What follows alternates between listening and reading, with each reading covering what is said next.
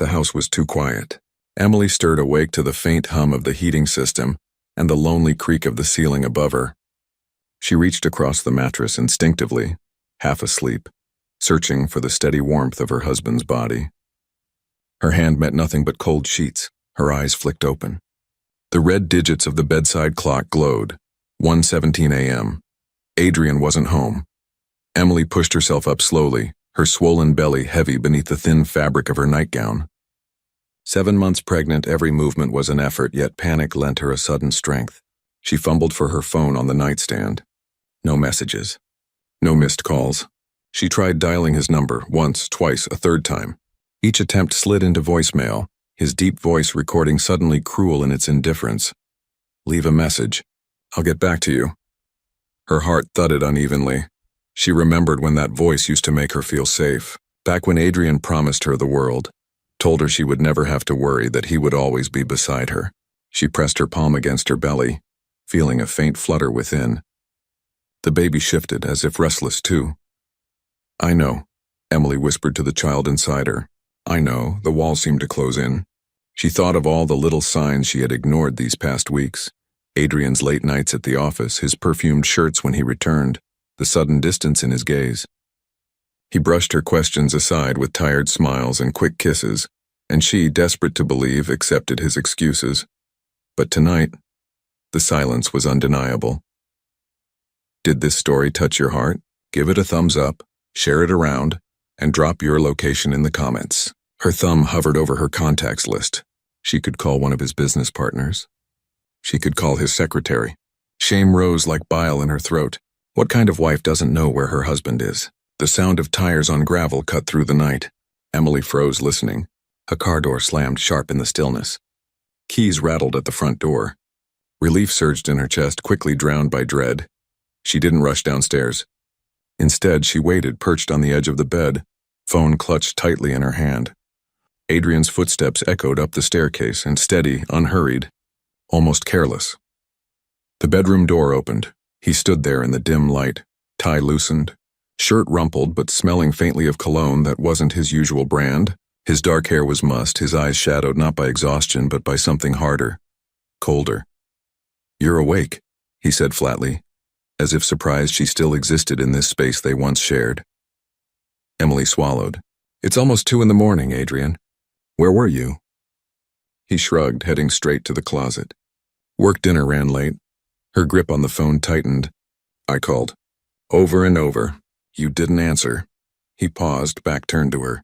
For a moment she thought he might offer an explanation, an apology, some scrap of comfort. Instead, he slipped off his watch and placed it carefully on the dresser, as though her words were nothing more than background noise. "Emily," he sighed at last, "you can't keep doing this. Stressing over every little thing. It's not good for the baby, not our baby, just the baby." Emily's breath hitched. "I'm not imagining things," she whispered. "You're different." He finally looked at her, but there was no softness in his gaze, only irritation. "You're hormonal. That's all. Get some sleep." Then he climbed into bed beside her, rolling to face the opposite wall, leaving her staring at his back. Emily lay frozen, tears burning her eyes, one hand resting protectively on her belly. The distance between them felt like an abyss, wider than ever before. She knew deep down something had already broken. In the silence, she made herself a promise. She would find out the truth no matter how much it hurt. As Emily drifts into restless sleep, her phone buzzes faintly on the nightstand. A new social media notification lights the screen. Adrian's smiling face beside his secretary at a gala. The secretary's smile begins. The morning after Adrian came home late, Emily awoke to the smell of coffee drifting up from the kitchen. For a moment, she allowed herself to pretend things were normal. She imagined Adrian downstairs humming as he poured her a cup the way he used to. But when she entered the kitchen, the coffee pot was half empty, his mug already rinsed and left upside down in the sink. He was gone. On the counter lay his suit jacket, freshly pressed, and a silk tie she hadn't seen before, navy with a discreet silver pattern. Adrian's style had always been simple, even careless at times, but lately every detail seemed sharpened, deliberate. His shoes were polished, his hair neatly styled. Even his cologne was new, spicier, more daring. Emily ran her hand across the jacket's smooth fabric. Her reflection stared back from the darkened microwave glass. Pale face, tired eyes, hair pulled messily into a bun. 7 months pregnant, swollen ankles, dark circles. She felt like a shadow of the woman she used to be, the woman Adrian once adored. The phone rang, startling her. She hurried to pick it up. Adrian, a pause. Then his voice distant. I'm in a meeting. Don't call unless it's important. Before she could answer, the line went dead. Emily stood frozen, the dial tone buzzing in her ear. She wanted to believe him, but a knot twisted in her stomach. Meetings at 8 in the morning. And why had his voice sounded rehearsed, as though he'd been expecting her call? The day stretched long and heavy. Emily folded baby clothes, arranged bottles, tried to focus on the nursery wallpaper with its gentle sky-blue clouds. But no matter how she distracted herself, the unease grew louder in her chest. By late afternoon, she sat on the couch, scrolling aimlessly through her phone. Then a notification lit her screen. Society pages, new photos from the Hamilton Gala. Curiosity tugged at her. She opened it. The first image made her heart lurch. There was Adrian in a tailored tuxedo, glass of champagne in hand, standing beside a young woman with striking auburn hair and a radiant smile. Her emerald green dress clung perfectly to her slender frame, her hand resting lightly on Adrian's arm as if it belonged there.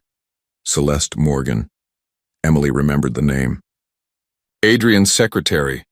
Barely 26, polite during introductions, always addressing her as Mrs. Clark with a practiced smile. Emily had brushed it off. Secretaries came and went. But here she was, glowing under the chandeliers, photographed not as an employee but as a companion. Her throat tightened. She zoomed in on Adrian's face. His smile wasn't professional. It was relaxed, intimate, the kind of smile he once reserved for her. Emily dropped the phone onto the couch as though it burned. She pressed both hands against her belly, trying to steady her breathing. The baby shifted inside her, kicking lightly as if sensing her turmoil. Her mind replayed every detail. The new cologne, the polished suits, the unreturned calls. It all aligned, like puzzle pieces forming an ugly picture she had tried so hard not to see. She picked up the phone again, staring at the photo. The caption beneath it read, "Prominent businessman Adrian Clark arrives at gala with Secretary Celeste Morgan." No clarification. No mention of Emily, his wife, pregnant and waiting at home. Emily's vision blurred with tears. She wanted to scream, to call him immediately, to demand answers. But instead she sat in silence, the weight of betrayal pressing down on her chest. She knew if she confronted him tonight he would twist it, dismiss it, call her paranoid again. But she wasn't paranoid. She had proof now. Emily closed her eyes, clutching the phone to her chest. She realized her marriage wasn't slipping away. It was already gone. Emily waited for him that night. She sat in the dim glow of a single lamp, the photograph of Adrian and Celeste still open on her phone screen. Every tick of the grandfather clock in the hallway deepened the tension, echoing like a countdown. When the front door finally opened, Adrian walked in as though nothing were wrong. His jacket was slung over his arm, his expression unreadable, eyes avoiding hers. "You're still up," he said casually, loosening his tie. Emily's throat tightened. "Where were you?" He glanced at her, then away. "Dinner, meetings, you know how it is." Her hand trembled as she held up the phone. The image of him with Celeste glowed between them, undeniable. "Then explain this." Silence. Adrian didn't look shocked. He didn't even look guilty. Instead, he sighed, set his jacket neatly on the chair, and poured himself a drink from the crystal decanter on the sideboard. The ice clinked softly, maddeningly calm. "You weren't supposed to see that yet," he muttered. Emily's voice cracked. "Yet, Adrian, she's your secretary. I am your wife. I am carrying your child." He turned then, finally meeting her gaze. But his eyes were cold, stripped of affection. "Emily, let's not make this harder than it needs to be. I should have told you sooner." "I'm leaving." Her world tilted. "Leaving?" "Yes." He sipped his drink without flinching. "Celeste and we're together now. It's serious. She understands me in ways you don't anymore. I can't keep living a lie." The words sliced through her, cruel in their bluntness. Emily staggered back, one hand instinctively clutching her belly as if shielding the child from the blow. "You're leaving me," she whispered, "while I'm pregnant. while we're about to become a family. Adrian's expression didn't change. Emily, let's be honest. We haven't been a family for a long time. You're consumed with the baby, the house, your needs. I need more than this. Celeste gives me that. Tears burned down her cheeks. So I was just what? A stepping stone? A convenient wife until someone younger came along? He set his glass down, impatience flickering across his face. Don't dramatize this. People move on. I'll make sure you're financially taken care of. You and the baby won't want for anything. But my life is with Celeste now. The casual cruelty of his words gutted her more than shouting ever could. No apology, no guilt. Just a man discarding his wife like an outdated suit. Emily's knees buckled and she collapsed onto the couch, clutching her stomach. The baby stirred, a small kick against her hand as if reminding her of the life that tethered her to this moment. Her voice was hoarse. You swore vows to me, Adrian. You promised to protect us, to stand by me. And now you just walk away? Adrian adjusted his cufflinks, unmoved. Don't make this ugly, Emily.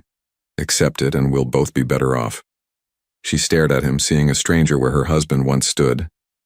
The man she had loved, trusted, built a life with. He was already gone. Her tears blurred the room, but her resolve hardened beneath the grief. He might have chosen silence over compassion, betrayal over love, but she would not let him rewrite the truth. Emily drew a shaky breath, her hand still pressed protectively over her belly. You can leave, Adrian, but know this, what you've done will not stay hidden forever. For the first time his jaw tightened, but he said nothing. He turned away, carrying his glass upstairs as though her pain were nothing more than background noise. Emily sat alone in the silence, trembling, shattered. She realized then that her marriage had ended long before this night. It had died quietly, without apology, and now all that remained was the child in her womb and the will to survive. The next morning, sunlight streamed through the curtains, sharp and unforgiving. Emily hadn't slept. Her swollen eyes and trembling hands betrayed the storm inside her. She replayed Adrian's words over and over. I'm leaving. When Adrian came downstairs, freshly shaved and impeccably dressed, she confronted him. You can't just discard me, Adrian. We're married. I'm carrying your child. You can't pretend none of this matters. He looked at her as though she were speaking a foreign language. Calm, detached. That calmness was worse than rage. It made her feel invisible. Emily, he said, setting his briefcase by the door, you're overreacting. You've always been emotional, but lately, it's worse. Her chest tightened. Worse? You tell me you're leaving me for another woman and you call me emotional? He sighed heavily, as if weary of explaining something obvious. You're 7 months pregnant. Hormones are out of control. You're imagining betrayals where there are none. Celeste is my secretary. Nothing more. Emily's hands shook. I saw the photo. The way you smiled at her, Adrian, don't lie to me. He stepped closer, lowering his voice, controlled, patronizing. You're paranoid. Do you hear yourself? Photos can be misleading. One moment captured doesn't define reality. His words wrapped around her like chains. Paranoid, emotional, hormonal. Each syllable cut deeper than the last. She wanted to scream that she wasn't crazy, that she knew the truth. But his calm certainty made her falter. For a moment, doubt slithered in. What if I'm overreacting? What if it's me? Adrian placed a hand on her shoulder, firm, almost condescending. Emily, for the baby's sake, you need rest. Stress isn't good for you, or her. Her gaze dropped to her belly, to the fragile life moving within. The baby kicked softly as if sensing her mother's despair. Adrian seized the hesitation. You need to trust me. If you keep pushing, if you keep accusing me, you'll drive me away completely. The room tilted. That was the final twist of the knife, shifting the blame onto her. Her pain, her suspicions, all reframed as her fault. Her voice trembled. So it's me? I'm the problem. His expression softened artificially, the way a parent might soothe a child. No one's saying that. I just want you to calm down. Focus on the baby. Let me handle everything else. Emily sank into a chair, her body heavy with defeat. She pressed her palms against her face, fighting back sobs.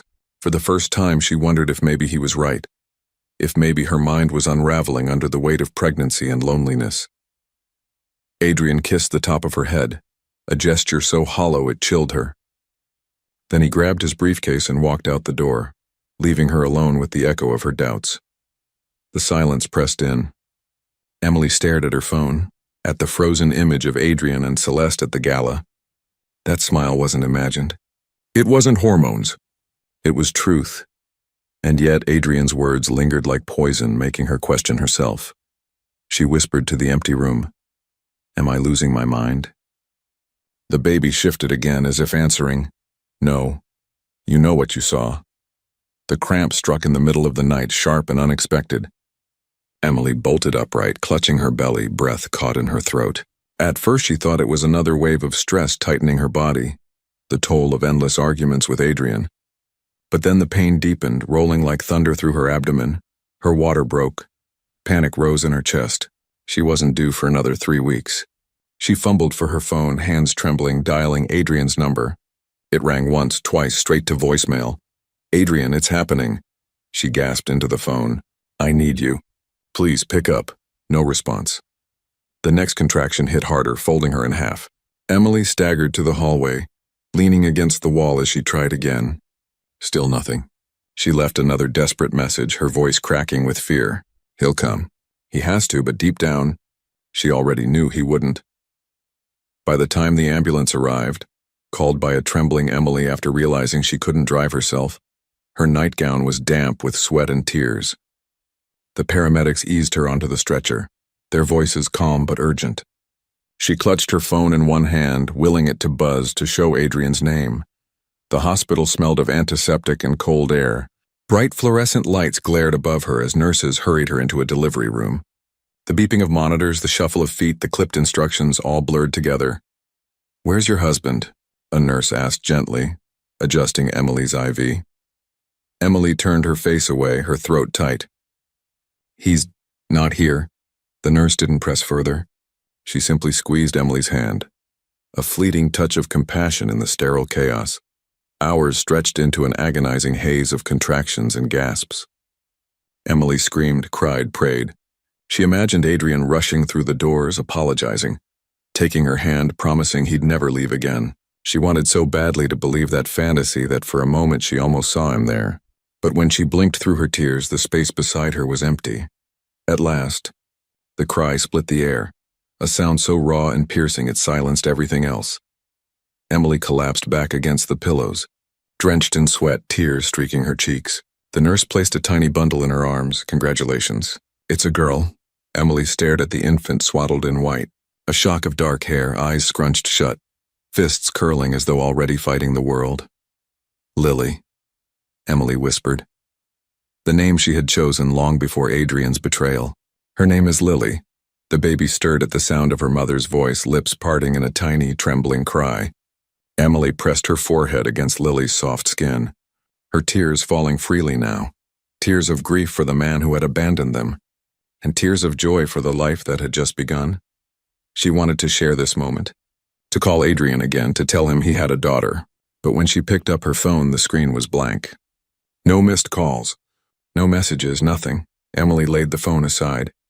She realized then that Lily didn't need Adrian, and maybe neither did she. Still, the emptiness carved deep into her chest. She had imagined this day so differently. Her husband's hand in hers, his voice steadying her through the pain, his face alight with pride at their child. Instead, she sat in a sterile hospital bed, surrounded by strangers, with only Lily to anchor her. But Lily was enough. Emily kissed her daughter's forehead, whispering, "It's you and me now. Always." The hospital room was quiet except for the soft hum of machines and the rhythmic breathing of Lily, asleep in her crib beside the bed. Emily sat propped against her pillows, pale and exhausted but fighting to stay awake. She traced the tiny rise and fall of her daughter's chest, memorizing every sound, every sigh. 2 days had passed since the delivery. 2 days of silence from Adrian. Her phone sat untouched on the tray, its screen blank, heavy with rejection. No calls, no messages. Not even a word of acknowledgement that he had become a father. Emily's heart clung to the foolish hope that perhaps he didn't know yet, that once he heard he would appear at her side. But hope is fragile. And that morning, it shattered. Scrolling through the newsfeed absent-mindedly, Emily froze when a headline blazed across the screen in bold letters. Millionaire Adrian Clark engaged to Secretary Celeste Morgan. The world tilted. She clicked the article with trembling fingers. There, captured in glossy perfection, was Adrian. Her husband, smiling in a tailored tuxedo, champagne flute in hand. Celeste's manicured fingers laced through his. She wore a diamond ring that caught the flashbulbs with cruel brilliance. Emily's breath caught in her throat. She zoomed in on Adrian's face, searching for hesitation, shame, anything. But his smile was wide, unguarded, as if he had been waiting for this moment all along. Her hands shook violently. The phone nearly slipped from her grip. Engaged, she whispered. The word foreign. Impossible. He's engaged. Her gaze drifted to Lily. The newborn stirred softly in her crib, one tiny fist curling as though reaching for her. Emily's tears fell hot and relentless. Her daughter had been born into betrayal, into a world where her father celebrated another woman while ignoring her very existence. The article continued, each line a knife. Clark and Morgan announced their engagement at the Hamilton Gala, surprising guests with the revelation.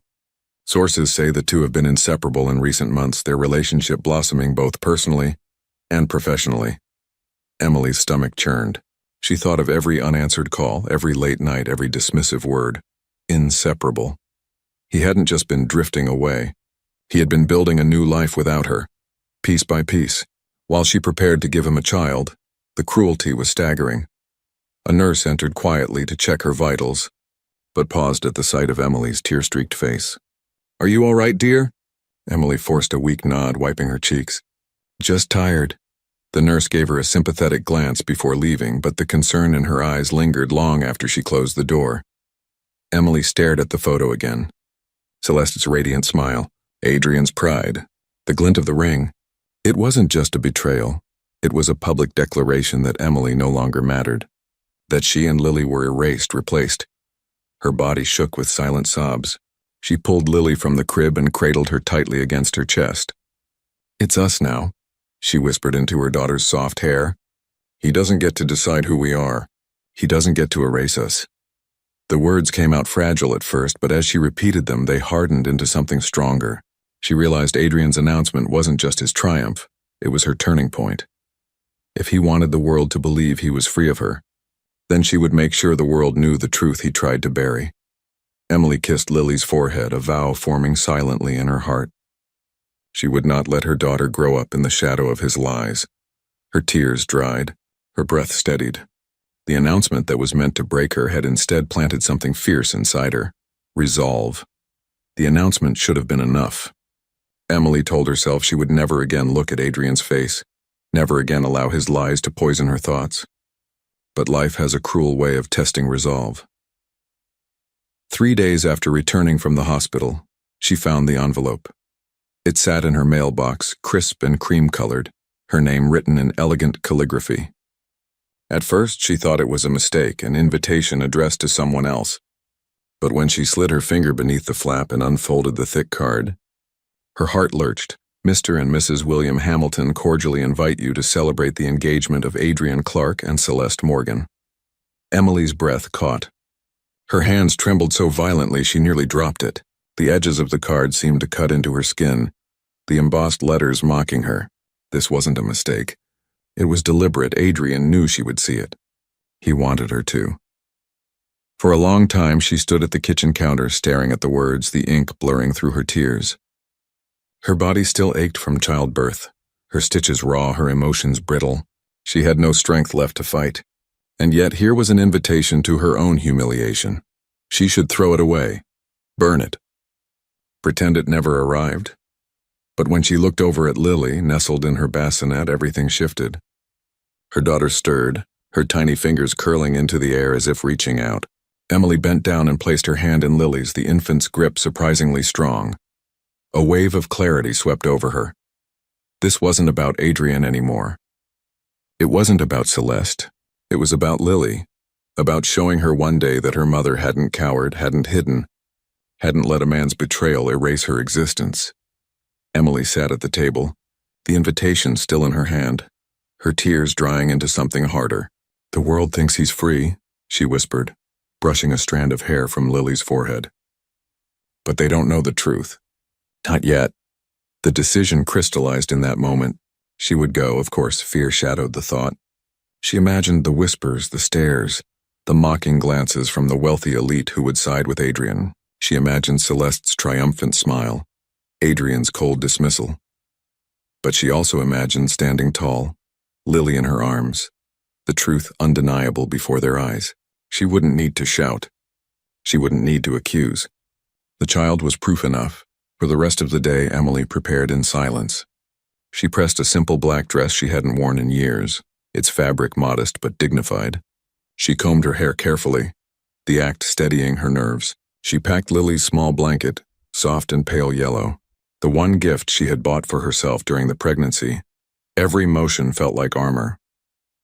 That evening, as the sun dipped low and shadows stretched across the floor, Emily sat by the window with Lily cradled against her. She thought of the girl's future, what she would one day ask about her father, what Emily would say. The answer came clear: the truth. Always the truth. Emily pressed a kiss to Lily's cheek. "We'll go together," she murmured. "And when they see you, they'll know." Outside, a car passed by, headlights sweeping across the room. The night seemed to lean closer, waiting. Emily folded the invitation, slipped it into her purse, and held her daughter a little tighter. She wasn't walking into defeat, she was walking into revelation. The night of the engagement party arrived draped in gold and glass. The Hamilton ballroom glimmered with crystal chandeliers, their light spilling over marble floors polished to a mirror shine. Waiters in black uniforms drifted among the guests, trays of champagne catching the sparkle of the lights. Laughter swelled and ebbed like a tide, the air thick with perfume, expensive cigars, and whispered envy. Adrian Clark was the center of it all. Standing tall in his tailored suit, he looked every bit the man society adored. At his side, Celeste glowed in a sapphire gown that shimmered with each movement, her auburn hair swept into an elegant twist. Guests leaned toward her with admiration, praising her charm, her beauty, the fairy tale rise from secretary to soon-to-be wife of a millionaire. "Adrian's empire only grows," one man whispered, swirling his drink. "And with her by his side, he'll be unstoppable," another replied, eyes following Celeste. The couple basked in it, Adrian with the smug ease of a man untouchable, Celeste with the practiced smile of someone who knew the cameras were hers tonight. Photographers clicked rapidly, capturing their every glance, every toast, as though history itself were being written in champagne bubbles. But history has a way of rewriting itself. Outside, just beyond the double doors of the ballroom, Emily stood frozen for a breath. She adjusted the simple black dress she had ironed with trembling hands days before. In her arms, Lily stirred softly beneath the pale yellow blanket, her tiny face serene despite the noise that pulsed beyond the doors. Emily inhaled slowly. Her knees threatened to buckle under the weight of eyes she hadn't yet met, but determination anchored her. This was no longer about her pain. It was about truth. She pushed open the doors. For a moment, no one noticed. The music swelled, laughter continued, champagne glasses clinked. But as Emily stepped further into the glow of the chandeliers, the atmosphere shifted. Conversations faltered. Heads turned. A ripple of curiosity spread through the glittering crowd. She walked steadily, her heels clicking softly against the marble, Lily held firmly in her arms. The child stirred, a tiny whimper escaping her lips, the sound sharp in the sudden hush. Emily's eyes locked on Adrian. He froze mid-laugh, his glass suspended halfway to his lips. Celeste followed his gaze, her practiced smile faltering. In an instant, the confidence on Adrian's face drained, replaced by something rawer, shock, then panic. Guests began to murmur. "Is that... She looks just like... Who's the baby?" Emily didn't speak. She didn't need to. Every step she took forward was louder than words, every gaze fixed on the infant proof of the life Adrian had tried to erase. By the time she reached the edge of the dance floor, the music had died entirely. The silence pressed heavy, broken only by the hum of the chandeliers and the faint, innocent coo of Lily in her blanket. Emily's voice, when it came, was steady, carried by years of love turned into steel. "Before you raise your glasses to celebrate his future, meet the family he abandoned." The room gasped, the sound like glass shattering. Cameras flashed, guests leaned forward, and Adrian's empire trembled in the weight of that single sentence. The silence was absolute. Emily stood in the center of the ballroom, the chandeliers pouring light down on her as though she had stepped onto a stage. Lily stirred in her arms, whimpering softly, her small hand clutching the edge of the yellow blanket. Gasps spread like wildfire through the crowd. Guests leaned toward each other, whispering furiously, eyes darting between Adrian and the woman he had tried to erase. Emily's voice cut through the tension, clear and unwavering. "Before you toast to his future," she said, lifting Lily for all to see, "meet the family he abandoned." The words echoed in the cavernous room, ricocheting off marble walls and crystal glass. Adrian's face drained of color. He opened his mouth, but no sound came. Celeste stiffened at his side, her perfectly rehearsed smile faltering into something brittle. She gripped Adrian's arm, nails digging into his sleeve as though to hold him steady, or perhaps to keep him from running. Phones rose into the air, guests snapping photos and recording video. In an instant, Emily's quiet revelation became spectacle. The flashes blinded, capturing not just the glitter of gowns and diamonds, but the raw panic etched across Adrian's face. A woman in pearls whispered too loudly, "That baby, she looks just like him." Another man muttered, "He left her while she was pregnant?" My God, Emily didn't move. She stood firm, her daughter pressed close, her chest heaving, but her resolve unbroken. She had dreamed of this moment with dread, but now that it was here, strength carried her. Adrian finally found his voice, though it trembled with fury. "Emily, what are you doing here?" "What am I doing here?" she repeated, her eyes locked on him. "Watching you lie to the world. Watching you pretend you're a man of honor while your daughter goes unacknowledged." The crowd rippled with shock. All eyes shifted to Lily, her presence undeniable. Celeste tried to interject, her voice sharp but unsteady. "This is absurd. She's trying to ruin your night, Adrian." Emily cut her off. "The only absurd thing here is that he would dare call this his future, while discarding his past." "While discarding us." The whispers grew louder. Guests pulling out their phones, typing frantically, already feeding the story to the hungry world beyond the ballroom. Adrian stepped forward, desperation creeping into his polished exterior. "You don't know what you're talking about," he said through clenched teeth, his tone low but audible to all. "You're hysterical. This isn't the place." Emily's laugh was bitter, hollow. "Of course. Hysterical, paranoid, emotional, that's what you told me every time I questioned you. But no one here is blind tonight. They see her," she motioned to Lily. "They see you. This is your legacy, Adrian, whether you acknowledge it or not." A hush fell. Even the band, instruments lowered, seemed frozen in their seats. Adrian's carefully constructed image cracked before their eyes. Sweat beaded at his temple, his confident posture shrinking under the weight of the truth. Celeste's grip on his arm tightened, her smile gone, her eyes calculating as the tide of public opinion turned. Emily took another step closer. "You wanted to erase me, erase us. But I will not let my daughter grow up invisible. The world will know who she is, and what kind of man her father truly turned out to be." A camera flash went off so close it startled Emily, but she didn't flinch. The evidence was now in dozens of hands, spreading beyond the gilded walls of the ballroom. No amount of wealth or influence could cage the story anymore. Adrian's jaw clenched. "Leave!" he hissed, barely containing his rage. "You don't belong here." Emily met his fury with steady eyes. "Neither do you. Not anymore." The words hung heavy, final. Gasps rippled again, followed by a growing murmur of disapproval. Guests stepped back, some shaking their heads, others glaring at Adrian with thinly veiled contempt. What had begun as a night of celebration had become a public trial, and the verdict was already being written in their eyes. Emily turned then, not waiting for his response. She adjusted Lily in her arms and began walking toward the doors. The crowd parted silently, the sound of her footsteps echoing like a gavel strike. Just before she crossed the threshold, she paused. Without looking back, she said, "You wanted a spectacle, Adrian. Now you have one." Then she disappeared into the night. Behind her, the ballroom erupted, voices clashing, Celeste demanding answers, Adrian struggling to regain control of the wreckage. Cameras continued to flash, capturing every fragment of his unraveling. Emily didn't hear it. Outside, the cool night air hit her skin, fresh and freeing. She pulled Lily closer, pressing a kiss to her daughter's forehead. For the first time in months, Emily felt something stir within her chest that wasn't despair. It was power.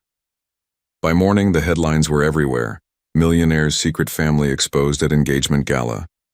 Abandoned wife crashes party with child. Crowd stunned. Clark empire in question after scandal. The photos were merciless. Adrian's pale face frozen in shock. Celeste's smile cracking. Emily holding Lily with quiet dignity. Every angle told the same story. The fairy tale engagement shattered by a truth too raw to ignore. Within days, Adrian's empire began to crumble. Business partners who had once toasted his success now avoided his calls.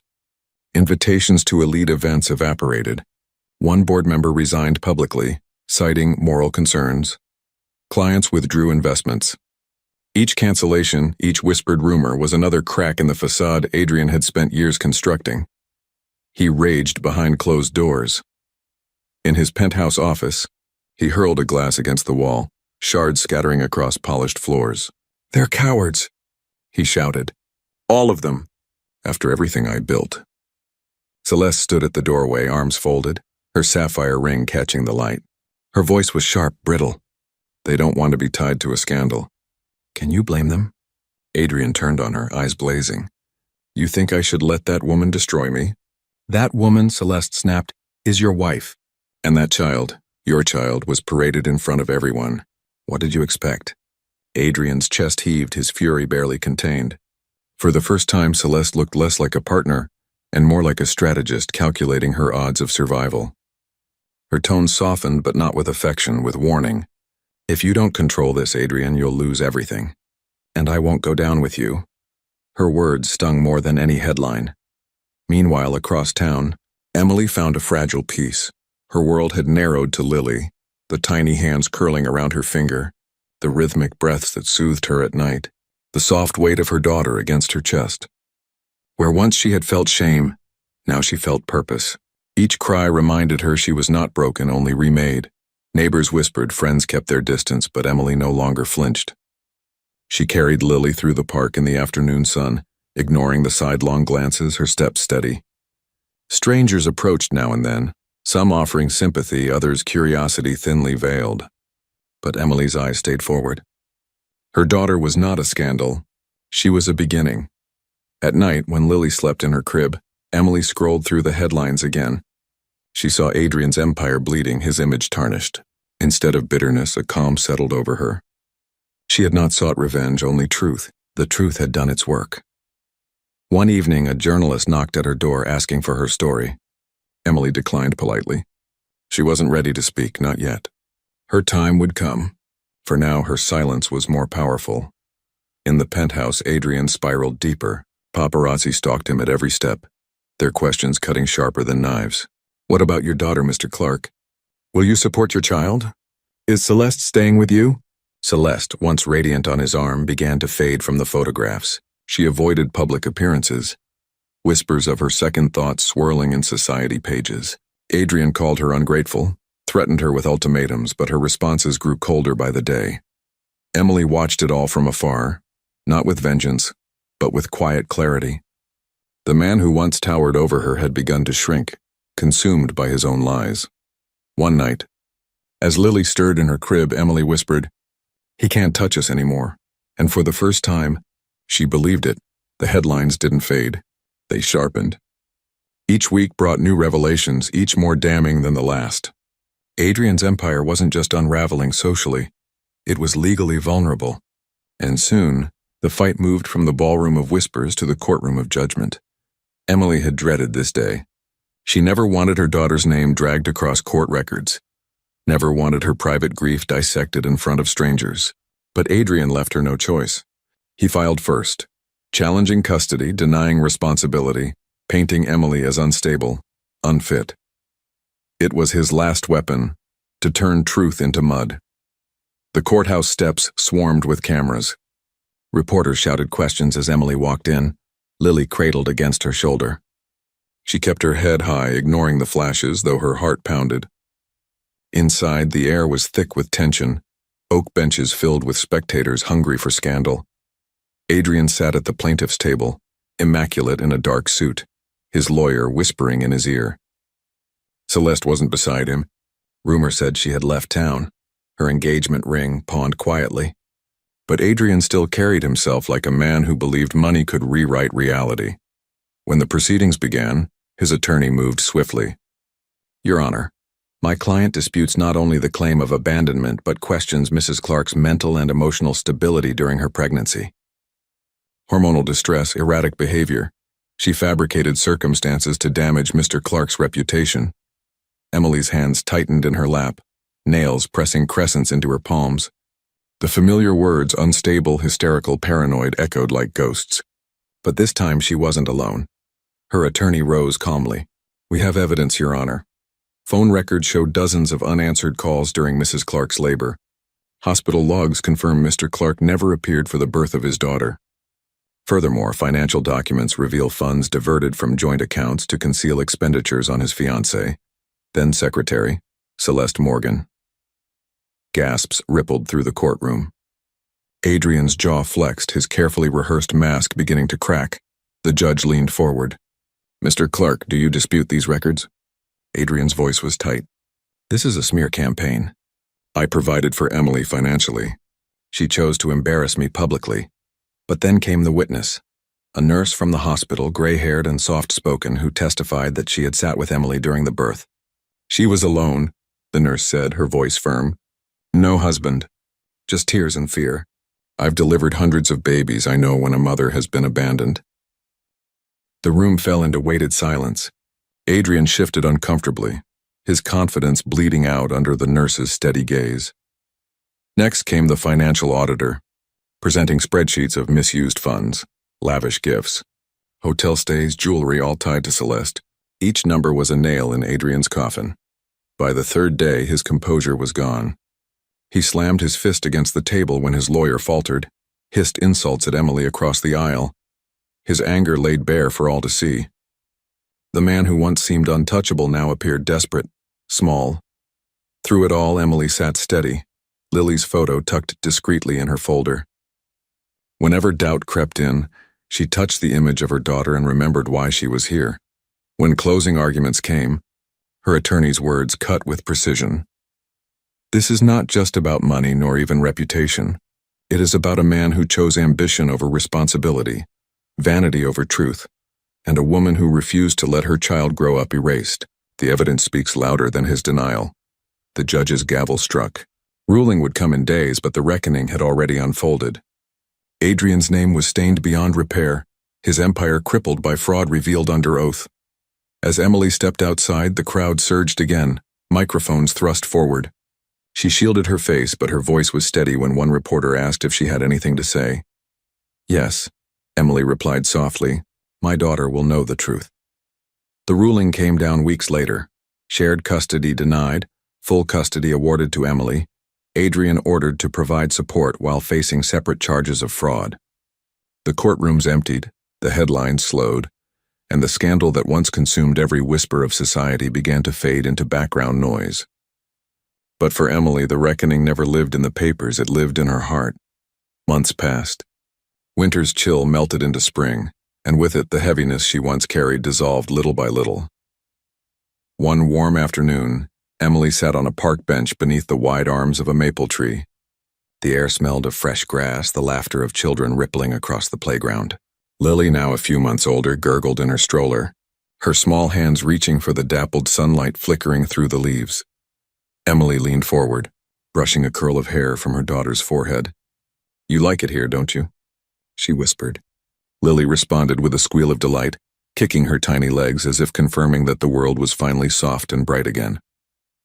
Emily exhaled slowly, letting her shoulders relax. For the first time in what felt like years, she didn't feel watched, judged, or pitied. She felt free.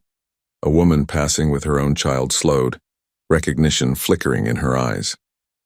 For a heartbeat, Emily braced herself for the inevitable question, the pitying glance, but instead the woman smiled warmly. She's beautiful.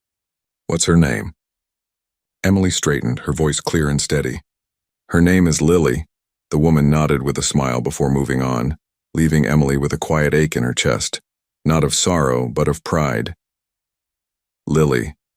The name carried more than love. It carried survival, strength, renewal. Emily thought back to the night she had walked into that glittering ballroom, her knees nearly buckling, her heart pounding with fear. She remembered the silence, the gasps, the way Adrian's face drained of color when she spoke the truth. That moment had seemed like her destruction, but it had been her rebirth. She was no longer Adrian's wife. No longer the woman discarded, shamed, or silenced. She was Lily's mother. That identity was enough, more than enough. She pulled a small notebook from her purse, one she had started keeping after the trial. Each page was filled with letters to Lily, words she would one day read, stories of resilience, promises of honesty. She wrote in quick, careful strokes, "You were born into fire, but out of it we rose stronger. You will never doubt your worth. You will never doubt mine. We are enough together." Closing the notebook, she looked at her daughter again. Lily's eyes were open now, wide and curious, staring up at the branches overhead. Emily felt the tears come, but they were different this time, not bitter, not broken, but cleansing. The past still lingered in fragments, but it no longer defined her.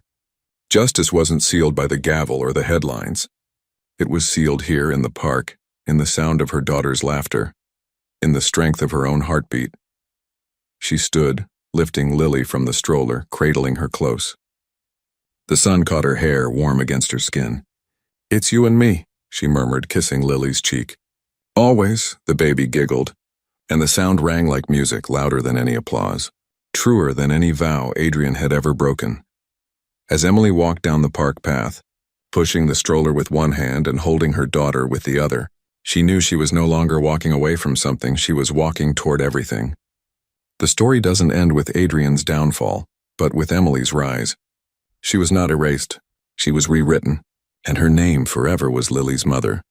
Did this story touch your heart? Give it a thumbs up, share it around, and drop your location in the comments.